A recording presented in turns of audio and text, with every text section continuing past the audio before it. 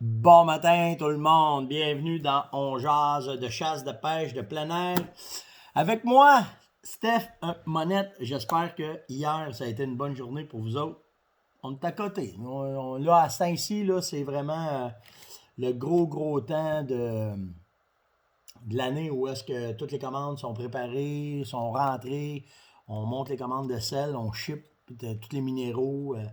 C'est le temps fou, là, vraiment le temps fou. Puis, curieusement, on aurait pensé peut-être qu'il y aurait eu une baisse. Ben non, ça va bien cette année, les chiffres. On est en avant dans nos chiffres. Et même, on va vous dire de quoi, probablement que la gang dont jase, vous écoutez en tabarouette parce que j'ai livré du stock la semaine passée dans des boutiques, parce que ça commence à rentrer dans les boutiques. Puis, j'ai déjà des commandes voyons. Ah, si j'ai un blanc matin, si tu veux prendre un café, ça va relaxer. Des repeats. J'ai déjà des commandes de repeats qui ont rentré, fait que c'est vraiment cool. Et merci à vous de nous encourager, d'être là. C'est vraiment cher. Hier, j'ai eu une discussion avec les gars du salon pour voir les chiffres. Ça a été un franc succès, le salon. Même si nous autres, on était bien excités, puis on se disait oui, mais on avait hâte de voir les chiffres. Ça a été... il y a eu quelques pourvoyeurs qui n'ont pas eu le succès qu'ils pensaient. Puis c'est probablement dû au fait que c'est une nouvelle technologie qui n'était pas prête. Puis tu sais, ça a l'air de rien, là, mais moi, quand les gars du salon m'ont demandé de travailler avec eux autres, d'avoir mon kiosque puis de faire des conférences, tout le kit, je me suis pas fié aux gars du salon. Moi, je m'étais dit, ce que les gars du salon vont m'apporter, ça va être du surplus. Mais j'avais fait ma publicité, ces médias sociaux. Je vous en avais parlé dans On Jase. J'avais envoyé des lettres électroniques à mes clients pour leur dire qu'on passerait le week-end à être en live avec vous autres sans savoir ce qu'il en était. On a été un des kiosques les plus visités. Alors, c'est sûr que ça va être une expérience à répéter. Puis même les gars, ils pensent peut-être d'un autre show assez vite. Fait qu'on verra qu'est-ce que les gars vont faire, puis comment est-ce qu'ils vont penser à ça. Puis ils m'ont demandé si je rembarquais. Moi, j'ai dit, si le monde rembarque, moi je rembarque. Donc, j'ai dit, ça a été vraiment ça a été un week-end le fun parce que on a échangé beaucoup. Puis pour tout le monde qui ont passé dans le salon, il faut croire que c'est un besoin, que les gens sont tannés de rien faire puis d'avoir passé le week-end avec nous autres. Tous les conférenciers, on est plus que unanimes là, sur les résultats. Fait qu'on va voir. On va vous tenir au courant là, de comment est-ce que ça va aller. Météo un matin, -2, c'est-tu le printemps qui commence? Il y a même s'il annonce la neige aujourd'hui. Il annonce un 10-15 ici dans Laurentides. Le vent est sud-sud-ouest, 4 km/h. La lune est à 89% croissante. On rentre dans la pleine lune. Là. La pression est à 9,89. Le lever du soleil est de 6h49, couché 5h37. Puis le best hunting fishing time, je le sais pas. J'ai oublié de le checker un matin. Mais il va y avoir quoi qui se passe parce que si la pression est à 9,89, d'habitude ici à 9,88, il commence à avoir du mauvais temps. Fait que la pression est en baissant. Fait que c'est sûr qu'être à la pêche, et présentement, là, il y aurait de l'activité. Beaucoup de questions hier. Merci, vous avez été vraiment choc. Quand je vous dis là, poser des questions, là, vous opérez en tabarouette. J'ai Patrick Pouliot qui m'a demandé, Steph, quelle essence tu prends d'arbre pour faire tes Vitalmix? Si tu as le choix, mettons tu as une forêt mix, moi je vais aimer plus soit l'érable, le bouleau, le merisier, des arbres durs parce qu'ils durent plus longtemps normalement. Sauf que quand je suis dans Charlevoix, il n'y en a pas de ça. Fait qu'on vit avec les épinettes et les conifères, puis on vit avec ça, tu sais. Fait que c'est juste ça. T'as pas à trop de casser la tête parce que ce qu'on sait, c'est que tous les arbres, les orignaux vont aller dessus. Mais si t'es capable, ben naturellement, tu sais, tu prends de l'érable, ton jus est dedans, l'érable a un goût. Fait que, tu sais, tout ça aide aussi pour ton affaire. Mais écoute, il rentre dans l'épinette au coton, là, on l'a vu nous autres dans toutes les photos de caméras de surveillance qu'on a. Fait que, il n'y a pas de problème. J'ai eu une couple de questions sur ça, sur ce que Grébeau Précision font. Le fameux muzzle break, les gens m'ont demandé, ça prend combien de temps à le recevoir? Ben écoute, normalement, Martin, quand tu lui dis que tu es intéressé, il t'envoie la plaquette tout de suite. Ça prend même pas 2 jours, tu la reçois. Tu fais ton mesure. C'est une petite plaquette qui va venir mesurer. Il faut que ton canon rentre super bien dedans. Puis après ça, moi, je te dirais, en dedans d'une semaine, toute l'opération est faite. Moi, quand j'ai commandé les miens, là, en dedans d'une semaine, tout était fait. Puis d'autres gens me demandent, t'es-tu vraiment sûr que c'est efficace? Écoute, à date, là, moi, celle-là, je l'ai mis sur ma 308. Là, puis, Colin, je trouve ça le fun. Pour de vrai, là, c'est agréable. Tu sais, pas parce qu'une 308, déposé, là, pas parce qu'une 308 a beaucoup de recul, mais c'est sharp parce que, en tout cas, puis je le crois, là, le fait de dire que cet anti-recul-là est à moins de entre 40 et 50% de moins. Fait que une belle patente, pas trop dispendieuse. Moi, surtout, ce que j'aime de ce système-là, c'est que tu perds pas ton arme. Tu le reçois, tu le mets, tu chasses avec. Si tu n'aimes pas ça, tu l'enlèves. Ou si tu veux faire une autre chasse, en tout cas, peu importe, c'est toi qui le fais. Puis moi, ça, j'aime ça. Moi, me débrouiller avec mes affaires, faire mes affaires, avoir des alternatives, c'est ce que j'aime le plus. Fait que une belle machine. Là, si vous avez besoin d'informations, faites juste faire. De toute façon, je vais le mettre dans le lien à la fin. Mais Grébeau Précision, puis vous allez tomber dessus tout de suite. Martin, un gars, il est vraiment blood, Martin. Un gars vraiment smart. C'est garanti à vie. Fait que peu importe s'il y a de quoi, c'est garanti à vie. Fait que c'est une belle patente à avoir pour ceux qui veulent avoir un anti-recul sans perdre leur arme ou peu importe. J'ai Sébastien Vanas qui m'a demandé, Steph, on aimerait ça commencer à comprendre le Boone & Crockett. Ceux qui ne connaissent pas le système de mesure de Boone & Crockett, c'est un système de mesure qui a été fait pour, à la base, pour gérer les cheptels. Les gars qui travaillaient à l'époque avec les colons, il fallait qu'ils trouvent un moyen de savoir comment est-ce que les troupeaux de gibier étaient affectés par la colonisation des colons. Puis ils sont arrivés avec un système de mesure pour se donner une idée quand ils récoltaient, tout dépendant de la grosseur du panache. Ils avaient évalué que plus les panaches étaient gros, que le chevreuil était vieux, puis dans toutes les espèces. Fait que c'est de là que ça partit. Après ça, dans les années 50, 60, 70, les chasseurs se sont appropriés ce système de mesure-là pour justement continuer à travailler avec les trophées puis être capable de mesurer. Puis encore là, ça te donne une idée de l'âge de ton animal. Puis quand que le Boone, pour être dans le Boone & Crockett, bien entendu, il y a un minimum qui est de 160, je vais vous montrer qu'est-ce que c'est, là, 160 pouces pour avoir une mention honorable dans le livre. Mais pour être dans le livre à vie, il faut que tu aies 170 pouces et plus de mesure sur un panache. Ce qui est très, très gros. Alors, la façon qu'ils vous demandent de faire ça, c'est que quand tu as un panache de chevreuil, on va commencer avec le chevreuil. Demain, je ferai l'ours, mettons, puis après ça, on parlera de l'orignal. C'est qu'il y a des mesures à prendre. Fait que c'est les pouces qu'ils vous demandent, OK?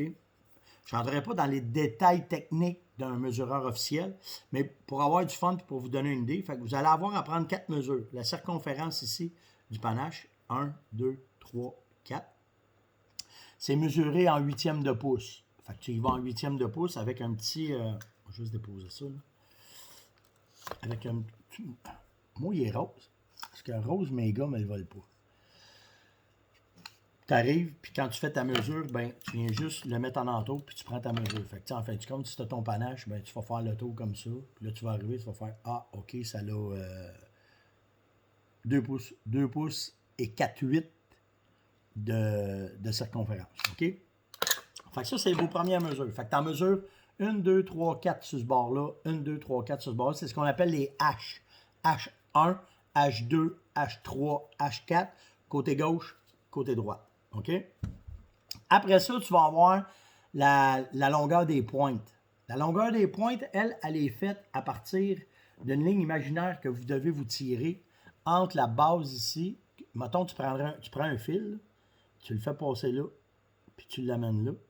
Mais où est-ce que le fil passe, c'est de là que tu prends ta mesure. Fait que là, tu pars de là, puis tu t'en vas à la pointe. OK? Ça, c'est la G1, la G2, la G3, la G4. OK? Il n'y a pas de G5. OK? La même affaire de l'autre côté. Fait que tu fais ton côté gauche, ton côté droit, tout le temps en faisant une ligne imaginaire. J'ai une pin ici, là. Fait que tu sais, si je vais le faire avec ça, tu le fais tout le temps, on le fait avec un câble d'habitude. Tu le fais comme ça. OK? Cette pointe-là ici, vu qu'elle part du beam, elle devient une pointe anormale. Elle ne compte pas comme une pointe, elle compte comme une déduction. Parce que chaque côté du chevreuil, mettons, si lui donne 30 puis que lui donne 33, il va avoir 3 pouces de déduction pour avoir une déduction nette. La première déduction, le premier calcul, c'est le calcul plein de tout. Puis après ça, tu as des déductions parce qu'elle, mettons, elle peut avoir 3 pouces, elle peut avoir 3 pouces et demi. Bien, vu qu'ils ne sont pas égaux, il y a un demi-pouce qui s'enlève sur le total de votre comptage plein. Fait qu'exemple, si ça donne 150 quand tu as tout mesuré, puis que tu as, on va dire, un pouce de différence entre celle-là et celle-là, bien 150 moins 1, ça va faire 149. Fait que celle-là, elle tomberait en déduction. OK? Parce que le panache, il y a 1, 2, 3, 4, 5. 1, 2, 3, 4, 5, mais celle-là n'est pas bonne. Fait que ça serait un 9 pointes selon les. Parce qu'elle ne part pas du beam directement. Là, ça devient technique en hostie. OK? Je vous le dis, là. Il y a des astinations qui se prennent là-dessus, là, ça n'a pas de bon sens. Puis c'est tout le temps le mesureur officiel qui a mesuré le panache qui a raison. Bonin Crockett dit que quand un mesureur a touché un panache, il n'y a pas personne qui y retouche. Fait que si moi j'arriverais et vous me diriez qu'un tel a déjà mesuré le panache, veux-tu me le remesurer? Non, je touche pas à ça, moi. Celui qui l'a fait, c'est lui qui a pris la décision, tu vis avec ça. Parce que ça évite l'astination, imagines-tu, là? Fait que chaque façon de voir un panache, tout dépendant du mesureur, ben c'est lui qui décide comment est-ce que c'est. Fait que là, tu as fait ton H1, tu as fait ton H1, tu as fait tes G, G1, G2, G3, G4. Après ça, il reste la longueur du morin. Fait qu'à la base du morin, tu vas prendre ton fil, tu vas l'amener ici, tu vas faire le tour jusqu'ici. Il faut qu'il reste dans le côté, là. Tu passes ici, puis tu vas aller jusqu'au bout. Là, ça va te donner une mesure. Exemple, 20 pouces. Fait que c'est 20 pouces là, 20 pouces là. Tout le temps côté gauche, tout le temps côté droit. Après ça, on mesure l'intérieur du panache. Dans le plus large là, au plus large là, tu vas le mesurer. Après ça, tu prends toutes ces mesures-là, tu les additionnes sur une feuille. Tu as des feuilles officielles du Bonin Crockett qui sont dedans. Tu vas prendre tes feuilles du Bonin Crockett, puis là, tu vas tout additionner ça. Puis là, ça va donner ton total plein. Puis après, quand tu fais ton gauche et ton droite dans tes colonnes, ben, tu vas voir tes déductions parce qu'il faut que tu fasses, mettons, si tu as 6 pouces là, 5 pouces là, tu le vois dans tes deux colonnes, ça fait moins 1, moins 4, moins 1 demi, moins 8, moins 1, 8. Tu additionnes ça. Fait que s'il fait 150, moins, on va dire 10 pouces, ben ton chevreuil fait 140 net et 150 gross, plein, ce qu'on appelle. C'est comme ça que ça se mesure. Pas plus compliqué que ça. Il y a bien d'autres technicalités, il y a bien d'autres affaires. Là, quand tu tombes dans un panache, parce que ça, c'est un panache qui est classé typique, mais tu en as d'autres, c'est des panaches atypiques. Atypique, ça veut dire que tu as un arbre de Noël. Là. Bon, ben, ça, c'est un autre genre de mesure. Mais à la base, quand tu mesures, même typique ou atypique, il faut tout le temps que c'est le mainframe du chevreuil qui compte. Ça veut dire, le mainframe, c'est les H, les circonférences, la longueur des pointes, les G, la longueur du morin et la largeur. C'est tout le temps la même affaire. Après ça, c'est des pointes qui s'additionnent parce que t'es compte, ils appellent ça anormal. Puis ces pointes anormalement se rajoutent sur le dessus du normal d'un panache atypique. Vous saignez pas trop du nez matin, j'espère. Là. J'espère que je n'ai pas été trop compliqué. C'est quand même assez simple, sauf que il y a d'autres technicalités. Exemple, quand on a mesuré le bas du kilomètre 3 voyons, à Saint-Michel-des-Saints, ben le panache, la largeur, elle ne pouvait pas être plus large que les morins. Puis en tout cas, il y a un paquet d'affaires qui rentrent en technicalité dans ce temps-là. Mais n'empêche que c'est un bon moyen. Pourquoi que c'est le fun de savoir mesurer, surtout dans le domaine du chevreuil, c'est qu'entre chaque chasseur, après, quand on se parle, on sait très très bien les catégories de chevreuil qu'il y a dans des régions. Exemple, c'est à Saint-Michel-des-Saints qui a été ouvert l'année passée, la moyenne de récolte était de 150-160. C'était une petite place de malade, là. Une place de fou pour chasser le chevreuil. Puis si tu t'en vas, mettons, dans la zone 6, que la moyenne de récolte est de 120, ben là, tu le sais que, whoop, il y a plus de pression de chasse, le chevreuil est moins gros. En Anticosti, la moyenne est de 95.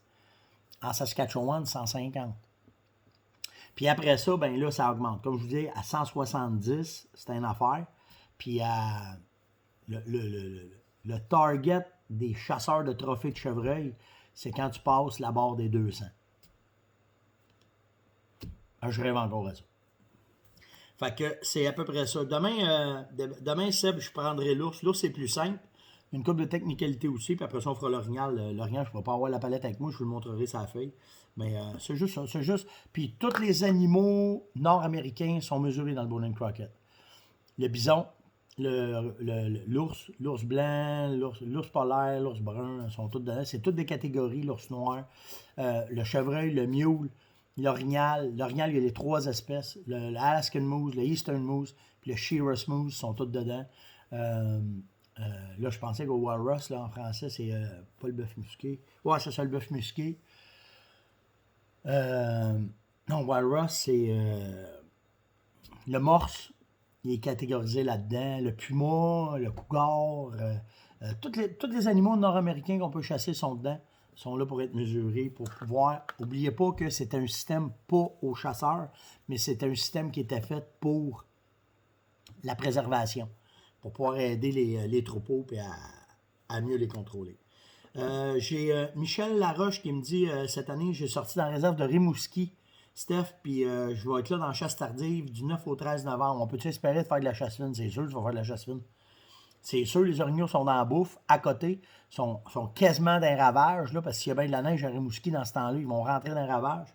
Fait que ça va être de la chasse fine dans la bouffe, puis tu vas les pogner en troupeau, bien souvent, ils vont être ensemble, là, 5, 6, 4, 5, 6, 7, 8 ensemble, fait que ta chasse va se faire de cette façon-là. Martin Moisan m'a demandé les descentes de bateau.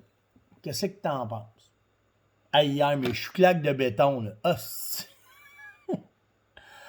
Ma blonde l'a pogné de travail dans la gorge. Elle n'a pas aimé ça que je traite les élus de chouclaques de béton.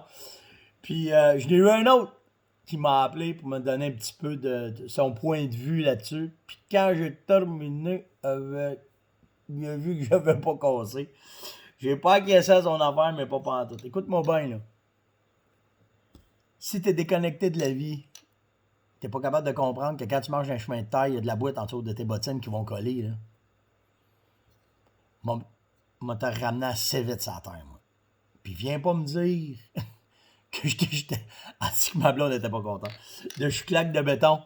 Parce que des chouclaques de béton, c'est des chouclaques de béton. Si tu penses juste à ta ville, à ton asphalte, puis tu penses pas à tout l'environnement qui en entoure de ça, les animaux qui sont là, les écureuils, les oiseaux, les chevreuils, les ratons laveurs, même les coyotes, là, même si je les aime moins, eux autres, là. Tu vois ça que le terme chouclaque de béton, tu vas l'avoir des tempêtes dans le front, mais que tu me parles. Ce sera pas trop long. L'élu qui m'a appelé hier pour me dire que j'étais pas très... Il m'a dit que c'était un manque de vocabulaire de venir dire ça. Quand je manque de vocabulaire, là, on m'a finir ça par un... Vous me connaissez, là, je suis capable d'y en mettre. J'ai dit, écoute-moi bien, là. J'ai dit que tu l'aies bien pris, tu l'aies pas bien pris. Je vais te dire juste une affaire. Il y a une affaire, je suis content, tabarouette. Ah oui, quoi? Ça t'a fait réagir. J'ai dit, je t'aurais dit là, que tu es insouciant, intolérant envers la faune. Tu n'aurais rien fait. Ben là, il dit, mes chums m'appellent chouclaque de béton. C'est pour ça que j'ai fait ça. Pour ça que j'ai fait ça. Pas fait ça pour lancer ça pour le fun. Réveillez-vous. Montréal, les environs, Laval, vous faites partie d'un écosystème. Pas un écosystème de béton, là. Vous faites partie d'un écosystème. Je comprends qu'il y a du monde. Je comprends tout ça, là. Puis jamais je vais faire passer une vie humaine avant une vie d'animaux. Trop de respect pour l'être humain pour ça. Mais, t'es mieux de respecter à fond quand même, là. On s'entend, là. Fait que, puis est-ce que j'ai couché sur le divan? Ça a posé broche. Parce qu'on a une discussion assez solide, moi, blabla, on a pas des chouclaques de béton. En tout cas, fait que c'était bien correct, ça a fait brosser, ça a fait parler, puis c'était bien correct. C'était ça le but de l'exercice, c'est que des réveillés, puis des shakés, puis qu'ils comprennent. Puis Martin, tu me parles des descentes de bateaux, là. C'était un autre dossier d'émoticône en spirale, qu'on va dire, là, ceux qui connaissent cet émoticône-là. Là. Faut faire attention parce qu'il y a des enfants, là. Ça joue tout entre des gens qui ne veulent pas être tolérants envers les autres qui vont embarquer sur des lacs. Je le sais qu'il y en a des cabochons. OK? Ça, je le comprends. C'est pas la majorité qui est cabochon. Puis, c'est pas les pêcheurs qui font le plus de tatane sur un lac. OK? C'est pas eux autres qui font le plus de tapage. Alors, pourquoi embarquer les pêcheurs dans ceux qui font leur sport nautique puis qui sont pas respectueux des berges puis qui sont... Puis, le myriophile aipi, qui est l'algue envahissante dans les lacs, ben si tu as un lac en amont qui en a, puis tu as un lac en aval qui en a, puis que on le sait très bien qu'à un moment donné, ton lac va en avoir. Parce que même si tu contrôles les bateaux, même si tu contrôles tout, ils ne contrôlent pas les viviers. Hein? On ne connaît pas ça, nous autres? Ils ne contrôlent pas les viviers, ils ne contrôlent pas les tanks des bateaux qui font du wakeboard, parce que ça leur prend de l'eau pour me faire du poids pour que le bateau écrase faire une vague. Ils ne contrôlent pas les hydravions. Ils ne contrôlent pas les hérons. Ils ne contrôlent pas les canaux. Ils ne contrôlent pas les moutardes. Ils ne contrôlent rien de ça, là. Puis après ça, tu vas empêcher, tu vas barrer des centres de bateaux pour dire « Oh, on veut protéger notre lac. » Oublie ça, c'est. Oublie ça. OK? Les plans d'eau, ça appartient au peuple, point à la ligne. Le gouvernement a pitché ça d'un pattes des municipalités, puis les municipalités, s'ils n'ont pas assez de gosses pour venir dire à leurs résidents sur le bord des lacs, ben c'est tous les résidents qui ont le droit au lac. Moi, mais nous autres, on paye des grosses taxes. C'est drette de même que la game se joue. Drette de même que la game se joue. Et là, il y a déjà du monde qui ont commencé à brasser. L'UPF va brasser. À l'UPF, ça va bien. Je vous le dis. Arrêtez pas. Ils ont fait un GoFundMe. Les dons, lâchez-les pas. Ça s'en vient, je vous le dis. Ça brasse au ministère, puis ils commencent à avoir des portes avec eux autres. Fait que quand ils vont avoir réglé un dossier, ils vont embarquer 5 autres. Quand ils vont en avoir, probablement le deuxième dossier qu'ils vont toucher, ça va être peut-être ça, les descentes de bateaux. Parce que l'orignal, ben, il n'est pas encore catastrophique, même si ça s'en va sur le mauvais bord. En tout cas, moi, je suis eux autres, c'est là-dessus que je sauterai tout de suite. Fait qu'ils vont régler le chevreuil, puis après ça, ils vont embarquer ces descentes de bateau. Fait que, go. Fait que c'est un peu ce que je pense. Ça me tue. Oui, j'ai été le premier à venir brasser chez nous, puis à te les virer de bord bout pour bout quand ils ont commencé à barrer les lacs pour pas qu'on puisse aller se baigner. Puis, j'ai poussé les études assez loin, puis je les ai brassés assez fort qu'ils nous ont laissé aller. Est-ce que les montants qu'ils chargent pour se mettre à l'eau ont du bon sens? Là, c'est à vous autres d'aller vous battre avec vos municipalités puis à voir, parce que moi, je le sais qu'il y en a dans Laurentides, une journée de pêche, 450$. Ça, c'est dégueulasse. C'est des estis pourris qui font ça, j'en reviens pas. Fait que c'est à peu près ça. Puis je m'excuse du terme, là, mais moi, t'auras vraiment mon respect si tu fais ça. Puis la municipalité qui a acquiescé à ça sont aussi pourris que ceux qui ont fait ça, ça n'a pas de bon sens. Fait que c'est ça. C'est ce que je pense, Martin. Mais écoute, moi, j'ai confiance que beaucoup d'associations, la Fédé aussi travaille là-dessus. La Fédé a eu des points là, dernièrement là-dessus avec le ministère. Fait que, tu sais, ça s'en vient. C'est long, mais ça s'en vient. Fait que je pense qu'on va regagner nos plans d'eau puis qu'ils ne pourront pas nous les barrer. Puis ça devrait être... Chaque lac devrait avoir une descente publique que n'importe qui peut utiliser. Ça devrait être ça. Comment utiliser Mixo puis Animal, Jonathan Lalonde? Mixo, c'est longue distance. Animal, c'est courte distance. Fait que Mixo, tu le mets sur un tampon, plus haut possible, tu fais une bombe d'odeur avec ça. Puis Animal, c'est dans ton drum, dans ta bouffe que tu vas le mettre parce que c'est fait pour être mangé. Fait que c'est les deux façons d'utiliser ces produits-là. J'ai Roger Saint-Onge, il me reste assez de temps, je vais bosser mon temps. J'ai Roger Saint-Onge qui me demande, Steph, la pêche sur glace, il dit, j'y vais, je pogne pas grand-chose. Puis il dit, en plus, j'ai pas de sonore, t'as-tu un truc? Deux affaires qu'il faut que tu checkes, c'est la dénivellation où est-ce que t'es, parce que les montagnes vont te dire comment est-ce que l'eau allait par rapport à tout ça, fait que si t'es capable, mais tu as des applications comme Navionics, comme TrackMap que tu peux avoir, qui te donnent le fond des lacs. Avec ça, tu vas trouver les hauts fonds, tu pars Saint-Trou, c'est là qu'il faut que tu pêches. Simple de même. Fait que si tu fais de la pare chaude, ben essaye de trouver des places que 4 pieds d'eau. Puis le secret, même les gars qui ont des sonores, ils font ça. Les gars percent bien des trous pour checker à profondeur. Fait que si tu n'as pas de sonore, tu perces. Descends-toi un plomb avec une corde, puis check ta profondeur.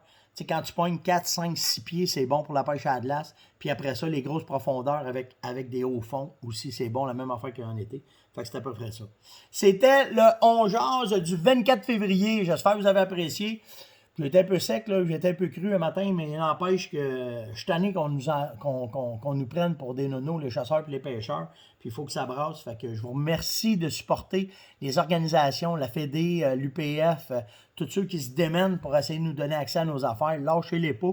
Vous n'êtes pas obligés à cette heure d'aller avec des pancartes. Là. Vous pouvez juste aller à l'UPF, tu vas sur leur site, tu n'as qu'à mettre ton courriel, va leur porter un petit 2, un petit 5. Les gars, ça les fait avancer, ça les fait, ça leur permet, là, ils viennent de sortir ils vont sortir une plateforme où ils sont sortis, je n'ai pas été voir encore, mais qui vous dit quelle municipalité les gars ont mis de l'argent là-dedans, personnel, puis c'est les dons que vous avez donnés, ça sert à ça, à leur montrer comment ils travaillent, qu'est-ce qu'ils font, comment est-ce que c'est. Fait que bravo à tous ceux qui font ça pour qu'on puisse avoir accès à nos plans d'eau, accès à nos forêts. N'oubliez pas de liker, partager, inviter, les commentaires. Merci. Hier, là, vous avez pété des scores, vous m'avez écouté. Puis lâchez pas vos questions. N'importe quelle question, c'est sharp. Je les prends. J'ai pas eu le temps de passer à travers tout le monde hier. Enfin, je vais continuer aujourd'hui. Puis on se parle demain. Ciao tout le monde. Passez une maudite belle journée.